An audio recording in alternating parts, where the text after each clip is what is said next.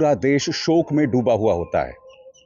और ये ढोंगी कथावाचक क्या करता है, ये ऑस्ट्रेलिया में होता है। दिक्कत वो नहीं है दोस्तों, ऑस्ट्रेलिया में ये फोटो शूट्स करवा रहा होता है, महंगे चश्मों के साथ फोटो खिंचवा रहा होता है, और वो भी गुची के चश्मों के साथ, जिसकी कीमत शायद लाखों में होगी।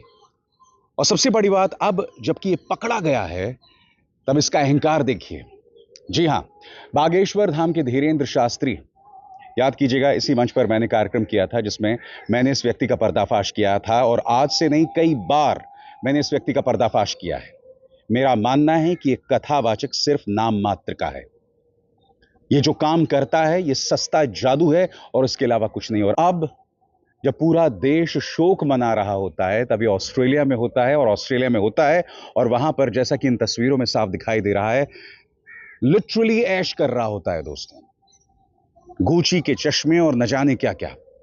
और अब इनका बयान सामने आया है, ये कहने लगे हैं कि अगर मैंने महंगे चश्मे पहन लिया तो क्या, भ्रष्टाचारी भी तो पहनते हैं, 10 रुपए में अपना ईमान बेचने वाले भी तो पहनते हैं। इसके शब्दों पर गौर कीजिए दोस्तों। यह व्यक्ति एक ऐसे वक्त जब पूरा देश शोक मना रहा है, इस तरह की तस्वीरें खिंचवा रहा है, ठीक है, उसे उस बात की शर्म नहीं है। मगर इसका तर्क क्या है कि अगर भ्रष्टाचारी लोग, नक चढ़े लोग, और न जाने किस तरह की शब्दावली का इस्तेमाल किया है, अगर वो लोग फोटो खिंचवा सकते हैं तो मैं क्यों नहीं खिंचवा सकता।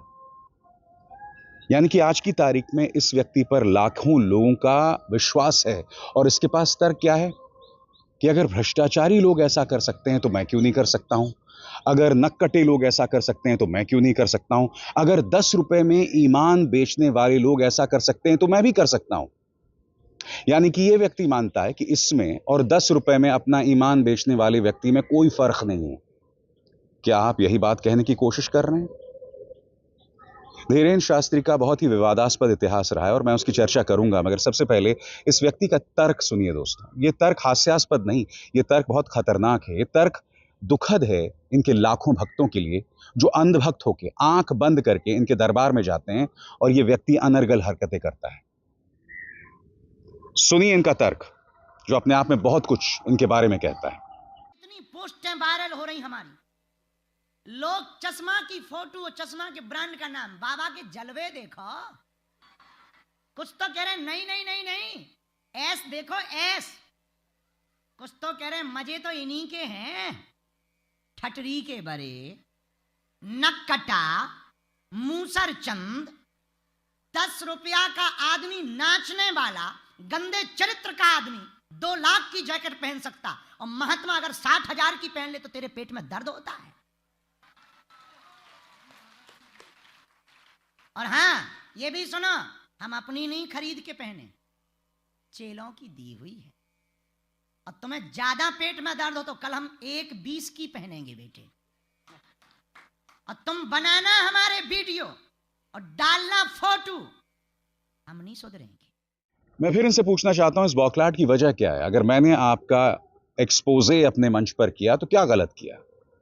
देश शोक मना रहा था और आप ऑस्ट्रेलिया जाते हैं, चलिए वहां आप सत्संग कर रहे हैं। एक तो मुझे उन लोगों पर दया आती है जो आपके सत्संग का हिस्सा होते हैं, क्योंकि वो नहीं देख पा रहे हैं कि आप क्या कर रहे हैं। मेरे हिसाब से आप जो कर रहे हैं वो सिवाय ढोंग है और उसके अलावा कुछ नहीं। आप देश के संविधान का अपमान करते हैं। जी हां, आप जब कुंभ चल रहा होता है तो ये तक कहते हैं कि जो कुंभ में नहीं जाएगा वो देशद्रोही है। आप एक पॉलिटिकल पार्टी के पिछलग्गू बनकर उसका प्रोपेगेंडा बन जाते हैं, जबकि आप एक कथावाचक हैं। आपको सीखना चाहिए उन कथावाचकों से जो ये सब हरकतें नहीं करते हैं। मगर चूंकि चलन कुमार विश्वास जैसे सो कॉल्ड कथावाचकों का है, तो आज की तारीख में हर कोई राजनीतिक गंगा में हाथ धो रहा है, चाहे वो कुमार विश्वास हो, चाहे वो धीरेंद्र शास्त्री हो। निहायत ही शर्मनाक रवैया इस व्यक्ति का। और याद कीजिएगा, ऑस्ट्रेलिया पहुंच के इस व्यक्ति का एक्सेंट बदल गया था। आप कथावाचन कर रहे हैं, उसका मजाक मत बनाइए ना साहब। देखिए किस एक्सेंट में बात कर रहे थे भाई साहब, किस तरह की बातें हो रही थी, देखिए। You come here. So you speak in Hindi. Okay. Where are you from? Calcutta, in Australia. मैं फिर आपसे पूछना चाहता हूं, क्या एक कथावाचक को अपने आचरण से इस तरह के बर्ताव का परिचय देना चाहिए? अब आप कह सकते हैं कि कथावाचक हैं, मौज मस्ती करें, ठीक है। जब आप इस तरह की आजादी अपने आदर्शों को देते हैं कि वो कुछ भी कर सकें, तो जाहिर सी बात है उसका परिणाम आसाराम बापू होता है, उसका परिणाम बलात्कारी राम रहीम होता है। क्योंकि ये वही कथावाचक हैं, ये सो कॉल्ड धर्मगुरु हैं जिन पर इनके भक्तों ने संपूर्ण विश्वास किया। नतीजा, इनकी ताकत जो है वो बढ़ गई, और जब ताकत बढ़ गई तो ये लोग उसका बेजा इस्तेमाल करने लगे।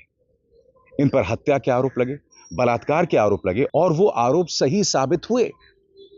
आज इनकी दुकानें क्यों चल रही हैं दोस्तों? धीरेन्द्र शास्त्री जैसे लोगों की, कुमार विश्वास जैसे लोगों की, क्योंकि भारतीय जनता पार्टी इनमें फायदा देख रही है। जिस दिन ये फायदा खत्म हो जाएगा तब ये दिखाई भी नहीं देने वाले हैं।